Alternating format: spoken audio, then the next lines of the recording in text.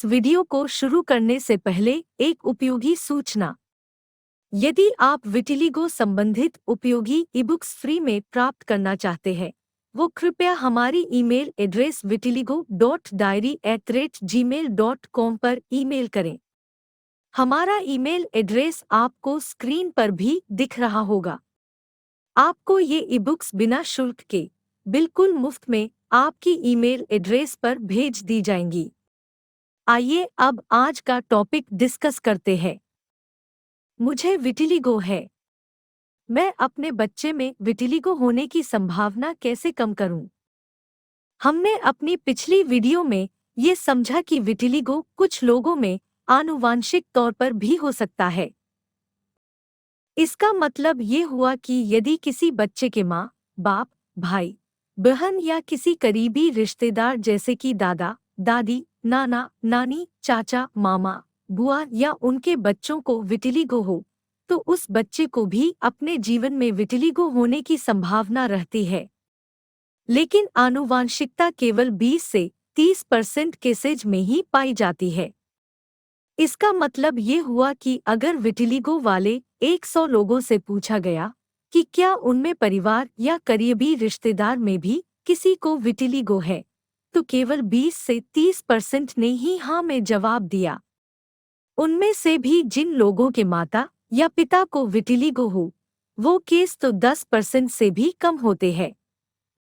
इसलिए सबसे पहली बात तो ये है कि यदि माता या पिता को विटिलिगो हो, तो ये बिल्कुल भी जरूरी नहीं होता कि बच्चे को भी विटिलिगो होगा ही, बल्कि इस बात की संभावना काफी कम ही होती है।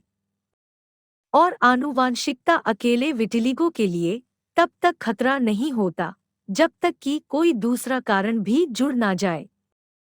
उदाहरण के लिए, यदि किसी व्यक्ति के परिवार में किसी को विटिलिगो हो और वो खुद भी काफी तनाव में रहता हो, या उसकी लाइफस्टाइल और खानपान काफी बिगड़ा हुआ हो, या उसे आए दिन कोई इन्फेक्शन या बुखार होता रहे, तो शायद उस व्यक्ति को विटिलिगो होने की संभावना बढ़ जाएगी।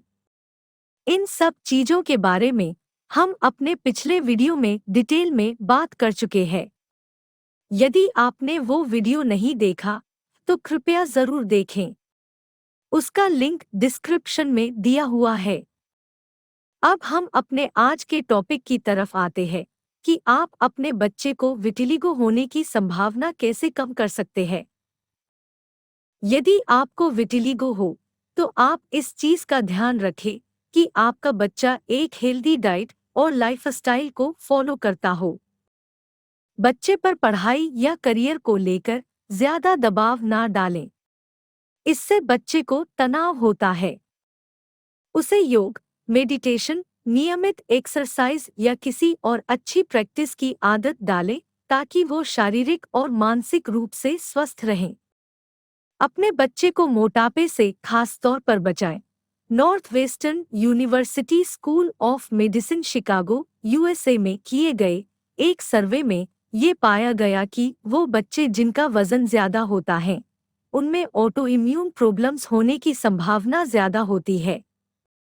कोशिश करें कि आपका बच्चा धूप में ज्यादा देर तक बाहर ना रहे, क्योंकि सनबर्न भी विटिलिगो के लिए एक ट्रिगर होता है।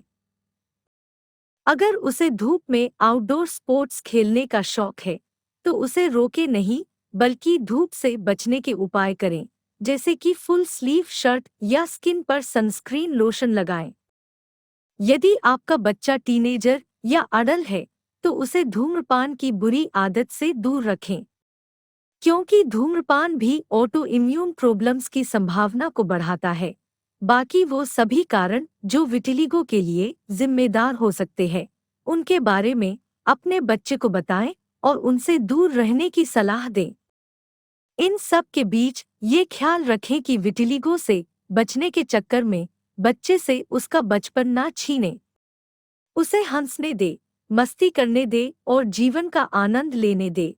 ऐसे ही तो वो स्ट्रेस से दूर रहेगा और उसे खुश देखकर आप भी खुश रहेंगे। और खुशी ही तनाव और स्ट्रेस की सबसे अच्छी दवा है। आशा करते हैं कि दी गई जानकारी आपको उपयोगी लगी होगी। विटिलिगो संबंधित सही जानकारी के लिए कृपया हमारे इस YouTube चैनल को सब्सक्राइब कर लें और इस वीडियो को लाइक और शेयर करना भी ना भूलें। धन्यवाद।